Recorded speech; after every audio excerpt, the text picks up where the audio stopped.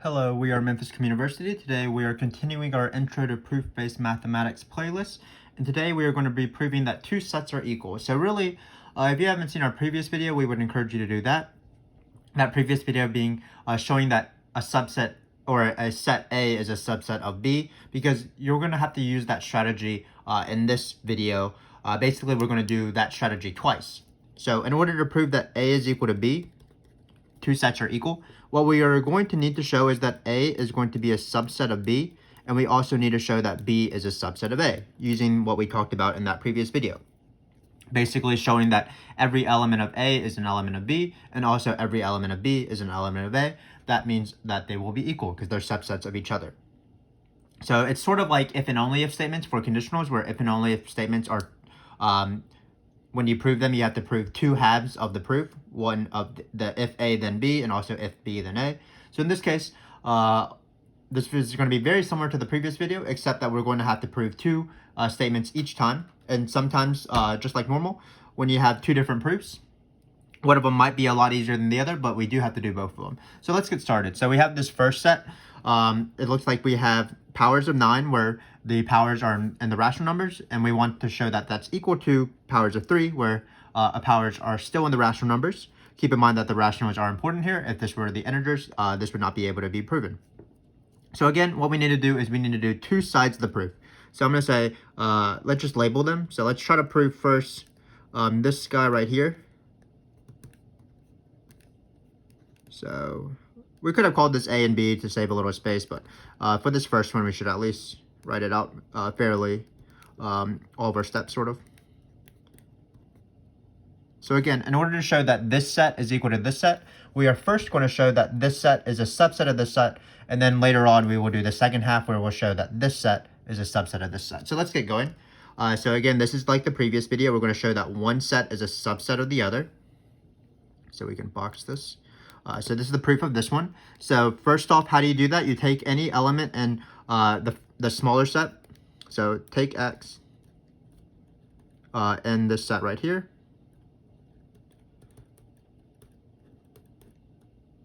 And X is going to abide by certain rules. Well, X is going to be a power of 9.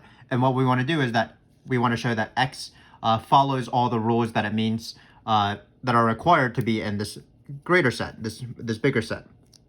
So, of course, what we need to show in this example will be that X is equal to a power of 3, where N is, let's be careful. Let's change this to Q's. Sorry about that. So again, this should be rational numbers. There's no integers in this case other than 9 and 3.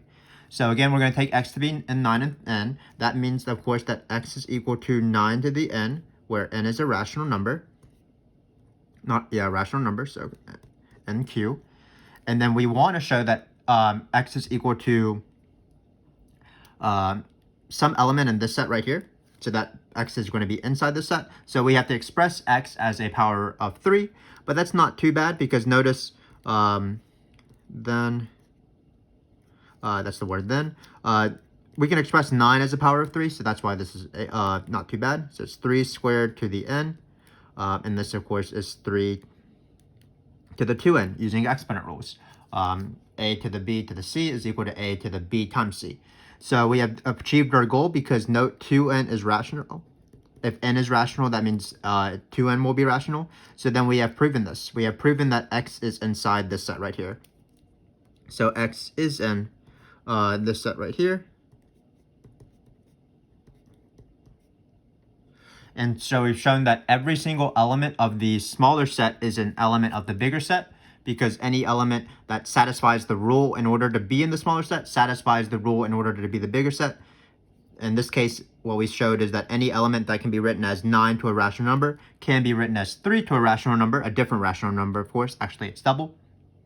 So we have proven that this smaller set is inside this bigger set. So let's write that. So in our conclusion, this set is inside this set.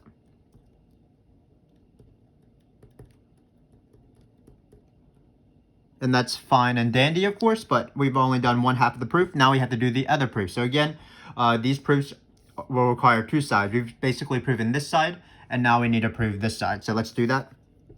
So let's write that out for this first one. 3 to the n, So we're going to try to prove this. We're going to try to prove that this set now is small subset of this set. So it's 9n q. So we're going to write this. Great. So let's do that. So again, we do the same strategy. So we're going to take x to be equal to inside the set. We're going to take an arbitrary element in the set.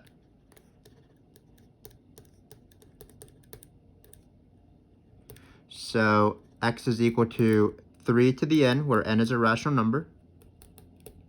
Hopefully you can tell what I'm doing here. N is sort of the same exact thing as this one, but it's reversed. So what should our goal be? Our goal should be to try to write x as 9 to a rational number. But what's the relationship between 3 and 9? Well, of course, 9 was 3 squared, so 3 is equal to 9 to the 1/2. Thus, x is equal to 9 to the 1/2, because that's what 3 is, to the n. Again, we're going to use our normal exponent rule, so this is 9 to the 1/2 n. And because n is a rational number, that is very important, 1/2 n will be a rational number.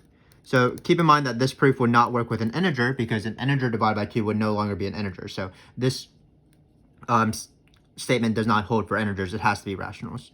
So because this is in Q. So if we can tell that, this is the next question, obviously. So x is equal to 3 to the n. That means that x will be equal to 9 to the 1/2 n, because 9 to the 1/2 is 3. So that we express x as a power of 9, where that power is rational. So what does that mean? That means that x is going to be inside this set right here. So x is in this side right here. And of course, we have finished the proof because we have shown that every element of the smaller set is inside the bigger set. So the smaller set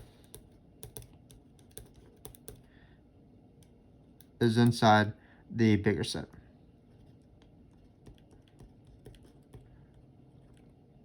And we're done. Let's make a little dividing line between that and the next question. Or sorry, I cut off the rational so we can move it over here. But that's the proof. So again, not too bad. Same sort of thing as in the previous video. But basically what we have to do is you show that one set is a subset of the other. You show that the other is a subset of the first set. So first is a subset of the second. Second is a subset of the first. In order to do that, you use the previous video ideas, taking sort of rules into account and what does it mean to be in each set, and proving that anything in the smaller set or the thing you want to be the subset is inside the larger set. And because these two sets are subsets of each other, it must be true that these sets are equal. So we're going to apply this strategy throughout this video. We have 3 more examples. So what we're going to do is we're going to do 2 halves every single time, and then after we do those 2 halves, what we're going to do is we're going to take those 2 halves separately, and then for each of those halves, we're going to use the rules from last video. So let's keep going. So sorry I wrote this in really bad set builder notation, but basically what we're going to try to show is, let me just rewrite this set. We're going to try to show that this set right here, so we can call it 5a plus 7b, where a and b are integers. We want to show that this is a subset of the integers. And then, of course, to show that these 2 sets are equal, we will eventually show, hopefully we have enough space. I never really know. But we're going to show that the integers are a subset of this set as well, and that will prove that the 2 sets are equal. And sort of like with if and only statements, sometimes one of the statements is a lot easier to prove than the other. Keep in mind that these proofs are usually separate. You usually use different ideas for each proof. So let's start doing this. So we're first going to prove this, and then we're going to prove this, and that will prove that they're equal. So we're going to take any x in this element right here. So take any x inside this set right here.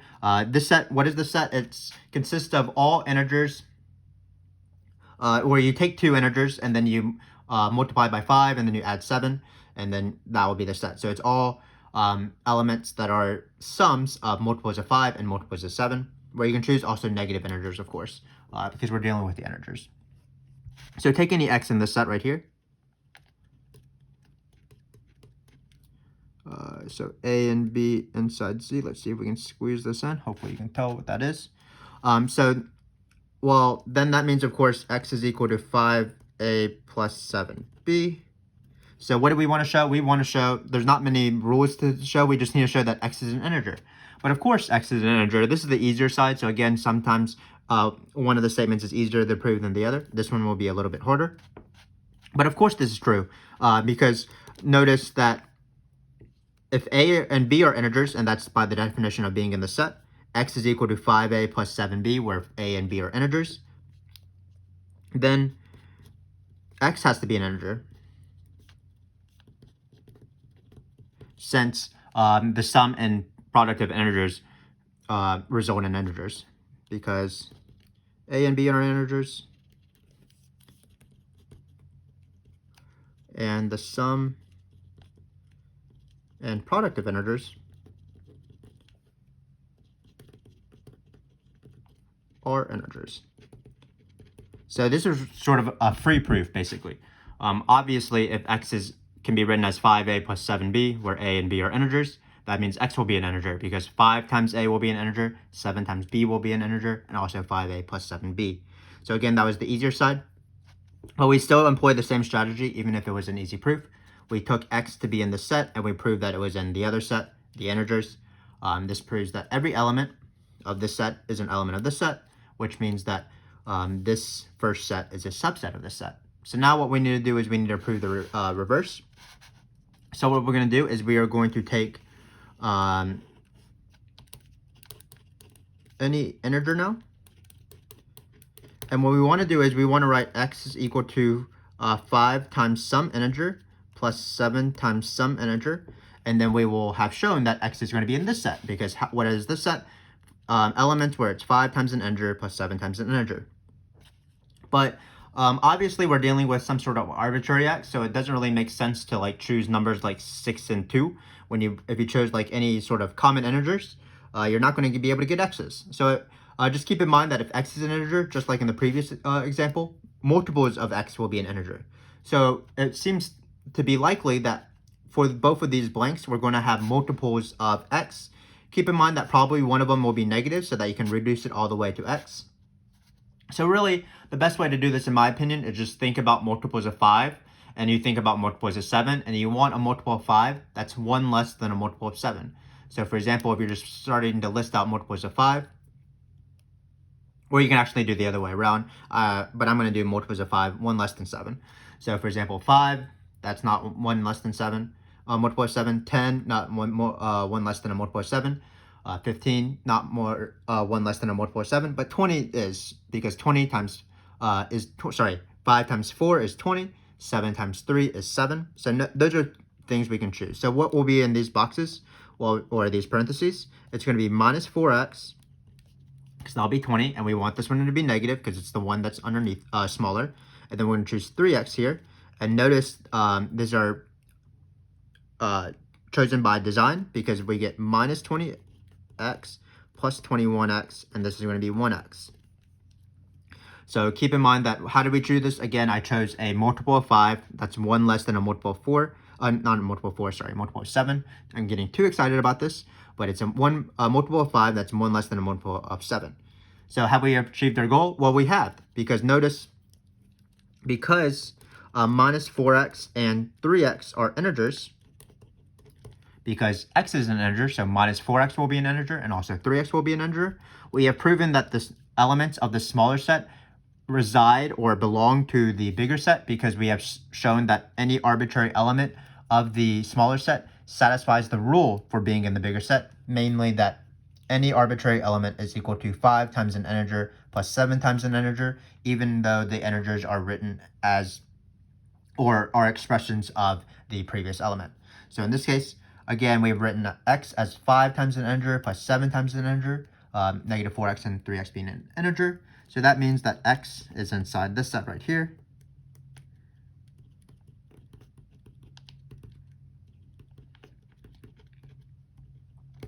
And so we have proven this, the integers is a subset of this set right here. And this is how it works every single time. So hopefully you're getting sort of accustomed to this. Of course, we could do more proofs with like division and stuff like that, or congruence of integers. But I have two more. We sort of saw that in the previous video, but in this time, I'm just going to do two more proofs where one of them has arbitrary sets. So I feel like that's a good thing to do when you're using proofs that involve sets, proving that two sets are equal. So let's take this one right here. So here we have difference, and here we have intersection and union. So it should be pretty fun. So let's get going. So again, we're going to take this and prove that it's a subset of this, and then we'll do the sort of reverse, take this and prove that it's a subset of this. So let's start the first one, A minus B intersection C, and we're going to prove that it's a subset of this.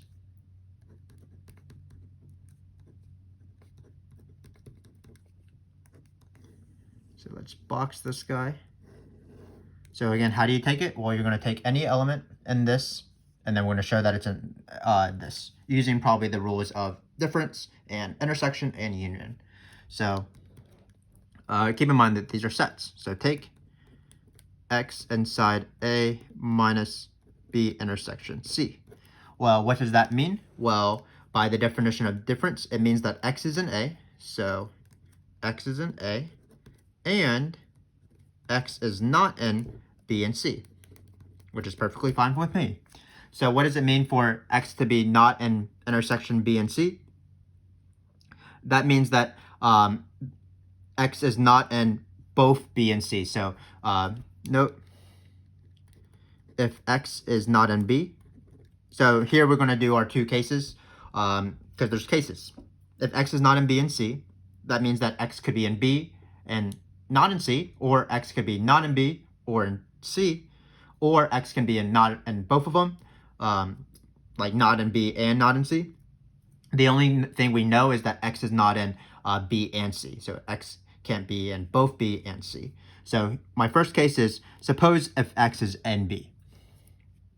Well, if x is in B, that means that then x is not in C, because you can't be in, if x is not in the intersection of B and C, that means x can't be in both.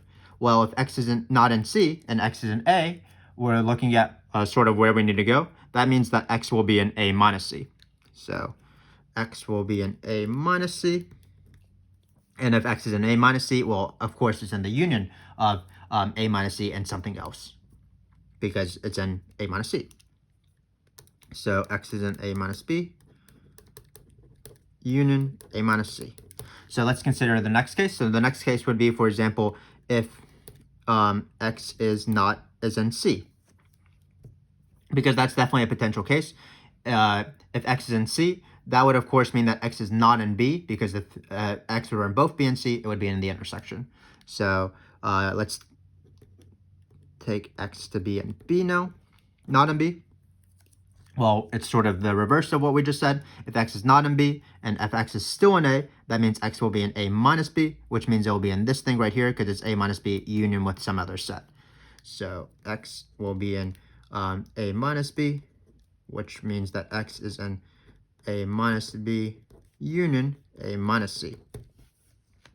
And obviously, the same statement holds similarly if x is not in B, C, not in either of them. So that would be the third case, I guess, when you're not in B or C. But you can actually use either one. So x will be in this set right here. So we have used the definition of intersection and union to prove the first statement. If x is in this element right here, this set, that means that it will be in A and not in the intersection of B and C. We proved that if it's in B, then it has to be not in C, which means that x is in A minus C, which means x is in the set. And then similarly, if x is in C, it's still in A, but it can't be in B, because x can't be in the intersection of B and C. So that means an x will be in the difference between A and B. So then x will be in this set as well. So now we have to do the reverse. So hopefully we have enough space. Let's write a little bit smaller. So again, what we're going to try to do is fit in this space the second proof. So we're going to take this guy now. You can see it, and we're going to try to prove that it's a subset of this. So let me rewrite it first, because it might not be in the shot anymore. So let's take A minus B union A minus C. And we want to show that it's a subset of this set right here. So let's box it. So what we're going to do, of course, is we're going to take an arbitrary element in this. So take x to be in A minus B, A minus C. So if you're in the union of A minus B and A minus C, that means that you're in either A minus B, A minus C, or both. So take x to be in A minus B, because that's one of the cases. Well, if x is in A minus B, then is it possible for x to be in BC? Well, that's not going to be true. So let's take x equals A minus B, and let's just apply the definition. Then x is in A, and x is not in B. Well, if you're not in B, then you can't be in the intersection of B and C, because to be in the intersection of B and C, that means that x has to be in both B and C. So if you're not in B, you can't be in B and C. So thus, x is not in BC. So that means x is in the A minus BC. Hopefully that makes sense, because we're going to say it really similarly with the other case. So the other case is if x is not in A minus B, which means that x is in A minus C.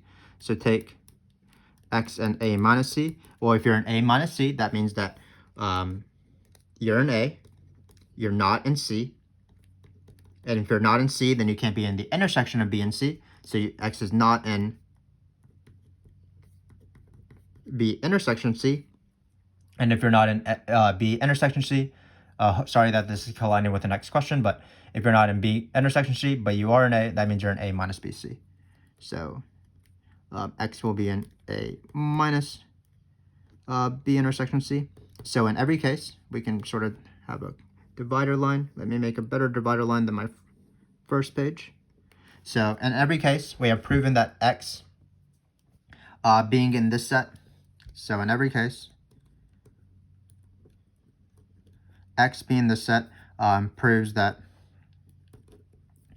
x is in this set right here. And that finishes the proof, because we showed that every arbitrary element is an element of this, and we have shown that every arbitrary element of this is an element of this. So they're subsets of each other, which means that the sets are equal. So hopefully you sort of get an idea of how to use intersections, differences, and that sort of thing in these sort of proofs. So we have one more to go. So let's do this last one. So this last one looks a little bit more intimidating. We haven't done index sets in a while, and this is what an index set is. So let's try to go for it. So again, it's going to be two sides of a proof. So let's rewrite them. It's going to be this side first, right here. So what does this sort of weird set, what does this mean? Obviously, this is the closed interval 2 to 4, but what is this set? Well, this set is, and again, it's an index set. So what it says is you take every single real number, because we're dealing with the real numbers, and you form another closed set. So what you do is you take, let's say, for example, 1/2. So 1/2 squared is 1/4. So you form a new interval of 2 minus 1/4, which is 7/4, I believe, and 4 plus 1/4, which is, if I can do math in my head, 17/4. So you'll form a new interval of 7/4 and 17/4. And you'll do that for every single real number. And then what you do is you'll have, of course, an infinite number of intervals. And what you want to see is what's inside every single one of those intervals. And you hope that it's going to be actually just the closed interval 2, 4. So let's get on to it. So let's try to prove this set.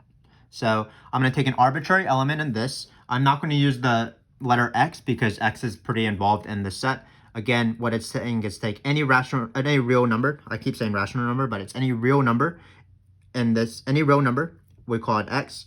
Form a new closed interval, and then just keep doing that for all the real numbers. Find the intersection, and then hopefully it'll be this set. So let's take y to be somewhere in here. This is my arbitrary element.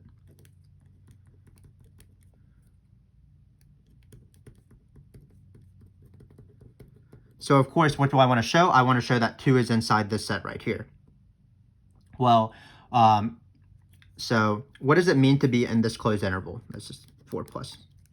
It means that, well, y is going to be in a closed interval, it means that for any x, keep in mind that it's for any x because y is in the intersection of all these sets, so it holds for any x that is real. What do we know about this? Well, y is going to be in the set, and if y is in the set, that means y has to be greater than or equal to this number right here, and y has to be less than or equal to be in this number right here. That's what it means to be in a closed interval.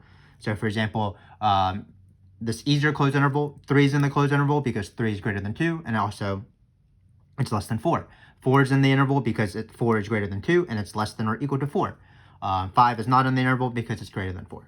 So keep in mind that if y is in this interval for every single x, that means that 2 minus x squared has to be less than or equal to y, and less than or equal, and then y has to be less than or equal to 4 plus x squared for all real x.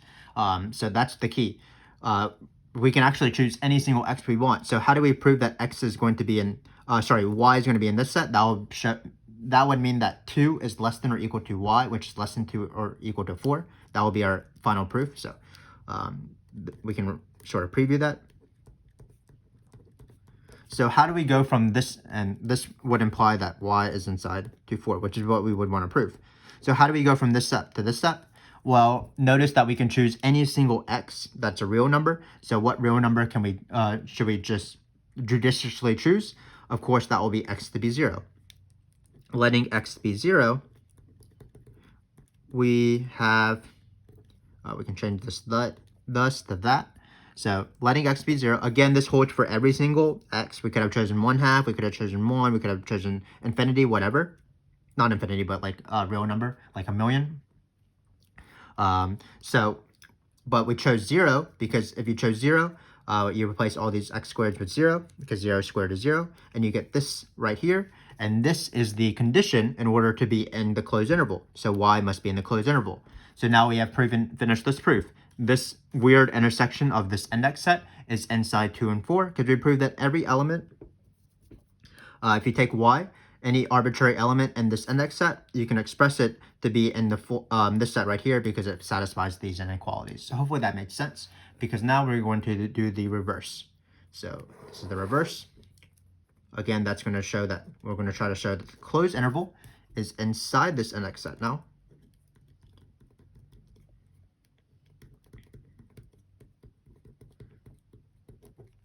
And so what we're going to do is we're going to take y now to be in this closed interval.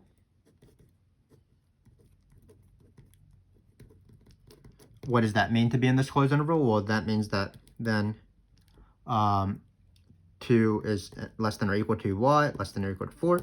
Now what we want to do is we want to take any single x and show that y will be in this interval now, because that will show that y will be in this guy right here for every single x that's real. So note, why is that true? Why is it that y is less than or equal to 2 minus x squared? Or sorry, greater than or equal to 2 minus x squared, less than or equal to 4 plus x squared? Because for any x that's in the reals, that means that x squared will be positive. So for example, we have this right here. We can form, if x squared is greater than 0, then if we subtract off x squared, 2 minus x squared is going to be less than or equal to 2. So note, we can write that over here. So 2 minus x squared, because x squared is greater than or equal to 0. It could be equal because of the 0. So because 2 minus x squared is less than 2, well, then that means that y is going to be bigger than that. So y is going to be bigger than this because y is bigger than 2, and 2 is bigger than this because you're subtracting off a positive number. Same thing with the other side of the inequality, because 4, you take your 4, you add x squared because x squared is positive. That means 4 plus x squared is going to be bigger than 4. We already know that y is smaller than 4. So that means y is smaller than 4. 4 is smaller than this, so y has to be smaller than this. So thus, we have this equation for every single x. And what does this mean to be inside this inequality? That means that y is in the closed interval of this guy and this guy. So y is in the closed interval right here, which is what we wanted. And now, of course, because it's in the closed interval for every single x, that means it's going to be in the intersection of every single one of these closed intervals. And thus, y is going to be in the intersection, our arbitrary element, for any single real number, and we are done.